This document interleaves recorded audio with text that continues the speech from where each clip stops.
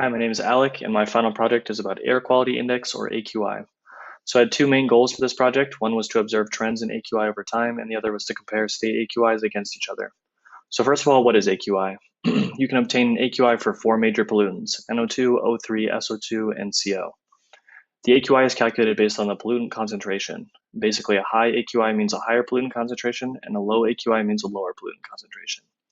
So normally pollutant AQIs are combined into an overall AQI, but I wanted to look at individual pollutant AQIs separate of one another. So I took this data from Kaggle, but it was originally scraped from US EPA database. For these visualizations, I took 6 columns, the date, location, and the 4 major pollutants. I took states that had complete data between 2000 and 2016. So for my first visualization, I made a line plot. It shows the AQI over time for each pollutant in each state. Each point is the average AQI in that month. And you can also select the date range for which you want to see the data. So first, I'll show you an NO2 graph.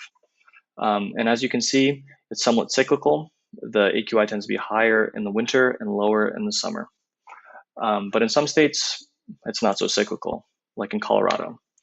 And then in other states, like Florida, you tend to see a cyclical nature, but also a decrease in the average AQI over the 16-year period. Now, if you look at O3, this was probably the most cyclical out of the 4 pollutants, but instead it tended to be low. The AQI tended to be lower in the winter and higher in the summer. And all states looked very similar for O3, and there was no real increase or decrease in average AQI over the 16-year period. So now if we go to SO2, this was probably the least cyclical out of the 4 pollutants. And you can see that there's this decline from 2000 to 2016. And you can see that across most states. And now if you move to CO, again, it's very cyclical, but the AQI tends to be higher in the winter and lower in the summer. However, in some states, it's not as cyclical. For example, in Illinois, it loses that cyclical nature, but you do see a decrease in average AQI between 2000 and 2016. All right, for the next visualization, I did a bar plot, and my goal was to compare average AQI for a selected pollutant in a given month, averaged between 2000 and 2016. So for this plot, I took the month of January, every month of January between 2000 and 2016, averaged them all together. But what I'm more interested in showing you is the overall average between the entire time period of 2000 and 2016. And what you can see is that states vary in terms of pollutants they produce the most. So Colorado was the #1 NO2 producer, but for O3, it was in the bottom half. For SO2, it was about the middle. And for CO, it was top 3. And then finally, I created a map visualization to drive the point home. This is to compare AQIs against each other and watch how AQIs changed over time.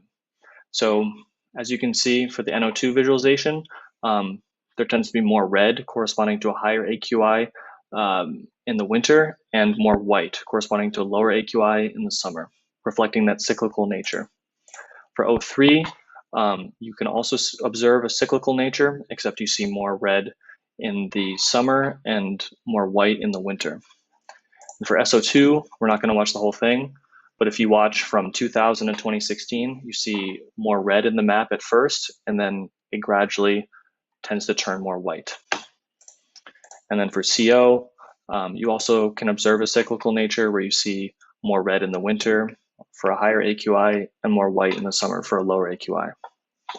So basically from this, I wanted to take 3 major conclusions. First, AQI for 3 of the major pollutants, except SO2, is very cyclical. Number 2, different states produce different levels of those 4 pollutants, as you can see from the bar plot visualization.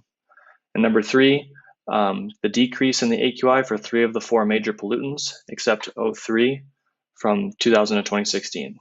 So yeah, you could see a decrease in most of those pollutants over that time period. And this means that air quality has generally improved from 2000 to 2016. And that's it. Thanks for listening.